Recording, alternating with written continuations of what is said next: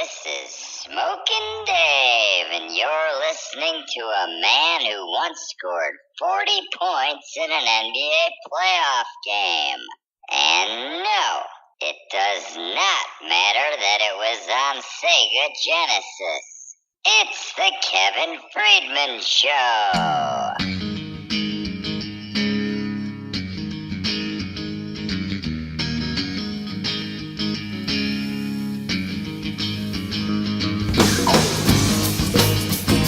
Hey now, it's Friday, May 25th, and another SportsGossip.com podcast is on the air. I'm your host, Kevin Friedman, along with my announcer, Smokin' Dave, and together we will bring you 10 of the hottest stories off the SportsGossip.com website. Dave, start us off with story number 1. J.J. Watt and girlfriend spotted courtside at Game 5 with Justin Timberlake. The Rockets beat Golden State 98-94 to take a 3-2 series lead in the Western Conference Finals. J.J. Watt was sitting courtside with his soccer-playing girlfriend and his pop star girlfriend, Justin Timberlake. You can check out pictures at sportsgossip.com. I know number one Rockets fan K. Cody Patel is excited about this one. You can listen to our exclusive interview with him yesterday on sportsgossip.com. Game 6 is Saturday in Golden State. We'll see if Houston can close it out or if we're going to be going back to Houston for Game 7. Now, if you're a regular listener to this podcast, you know I hate Justin Timberlake. I think his music stinks, and I'm sick of him being associated with sports. I mean, he came to the game dressed like a member of the Village People. Check out the pictures for yourself at sportsgossip.com.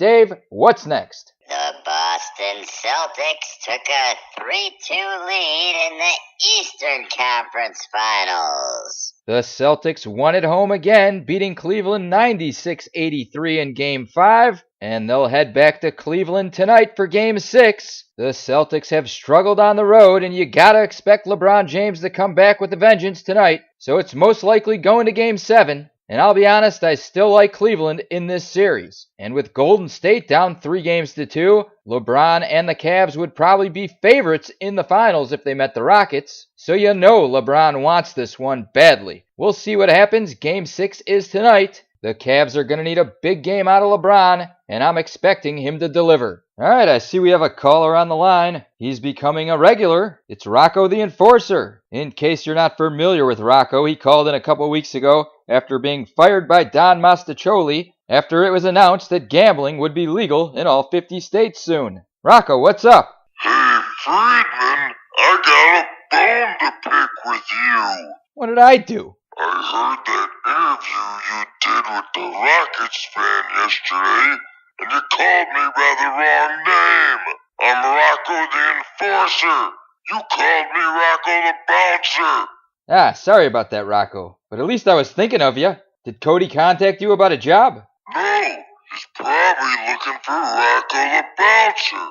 Alright, let me clear this up, Rocco. Cody, if you're listening and you need an enforcer for Game 6 in Golden State, call Rocco the Enforcer, not Rocco the Bouncer. Now that we got that cleared up, Dave, give us that next story. Caps Tom Wilson threw hands during Game 7 win over the Lightning.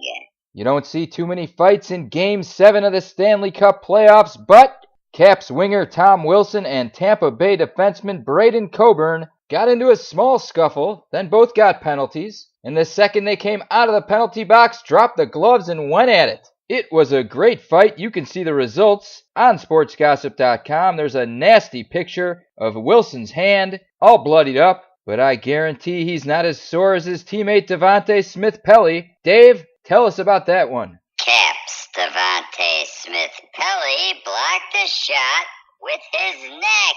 The Capitals won Game 7 4-0. They'll take on the Golden Knights in the Stanley Cup Final, and one of the big reasons why were defensive plays like Devontae Smith-Pelly's. You can go to sportsgossip.com to watch a video of Pelly selling out for his team and blocking a slapper with his neck. Amazingly, he returned to the game, just further proving that hockey players are the toughest athletes on the planet. Anyways, congrats to Alex Ovechkin and the Washington Capitals. They'll take on the Golden Knights in what should be a great Stanley Cup Finals. Dave, what's next? The details of the NFL's expected new national anthem policy.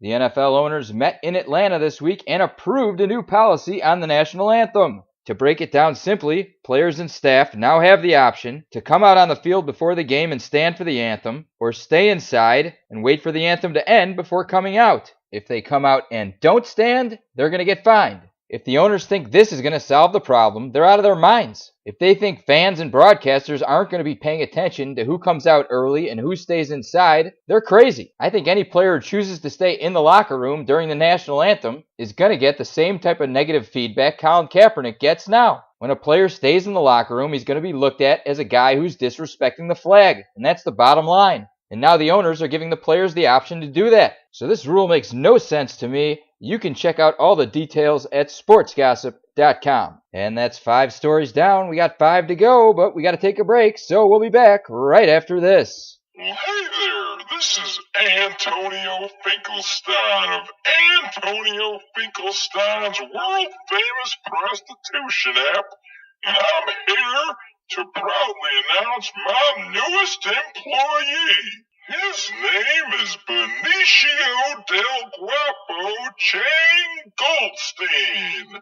He is 1/4 Dominican, 1/4 Guatemalan, 1/4 Chinese, and 1/4 Jewish. He recently defected to America from North Korea, and rumor has it Kim Jong-un was his #1 client. So check out Antonio Finkelstein's prostitution app, where you can find quality prostitutes like Benicio del Guapo Chang Goldstein, among many, many others.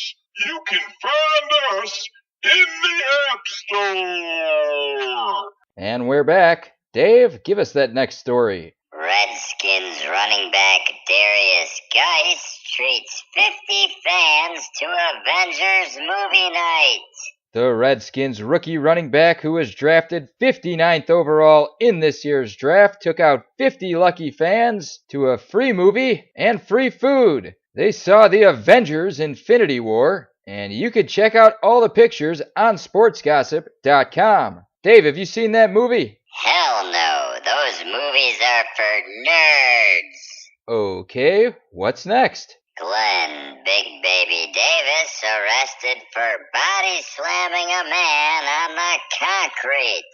The former NBA player was arrested for felony assault for allegedly slamming a man on the concrete after a confrontation outside a West Hollywood nightclub back in April. Our sources tell us the 32-year-old, who is 6'9" and definitely weighs over 300 pounds, was accused of hitting a man with his car. When that man confronted Davis, he allegedly picked him up and slammed him on the concrete. While Davis surrendered to the police, he is out on $50,000 bond, and his alleged victim is in the hospital. You can go to sportsgossip.com to see pictures of this guy in the hospital. Big Baby messed this guy up pretty bad, and I'm guessing he's going to have to pay big time. If only this guy had Rocco the Enforcer on his side, he would have had a chance. And yes, Rocco, it's Rocco the Enforcer, not the bouncer. Dave, what's next? Olivia Munn finally opens up about Aaron Rodgers and his family drama.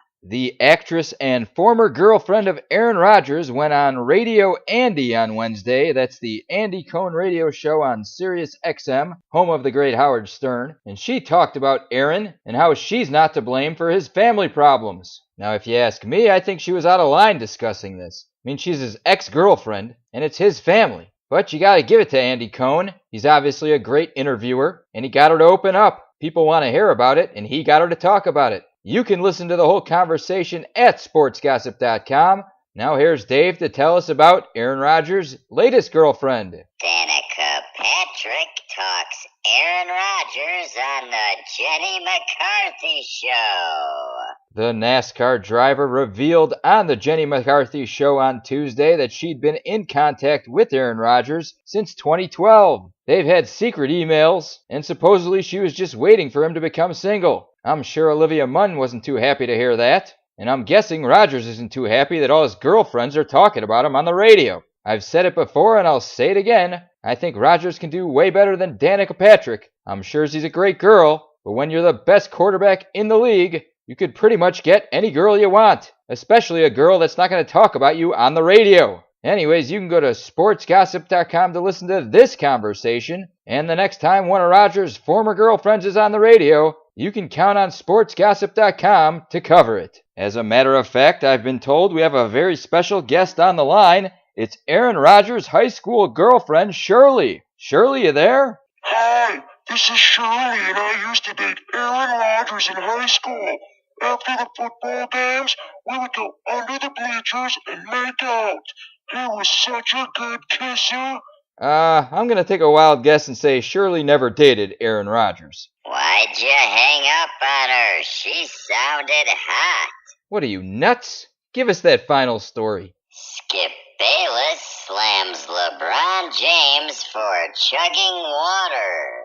Now I want to say this without being too mean. Skip Bayless is an idiot. The guy never gives you his honest opinion. He basically just thinks of the most controversial thing he could say to upset people and says it. He does it for ratings. He gets ratings. At least he did when he was on ESPN. I don't know. I haven't watched that Fox show once. But he's going to continue to do that. And if you're dumb enough to listen to him, then shame on you. I haven't seen or listened to Skip Bayless on TV in years. And I don't plan to anytime soon. I don't even like talking about the guy. If you want to read about this, go to sportsgossip.com.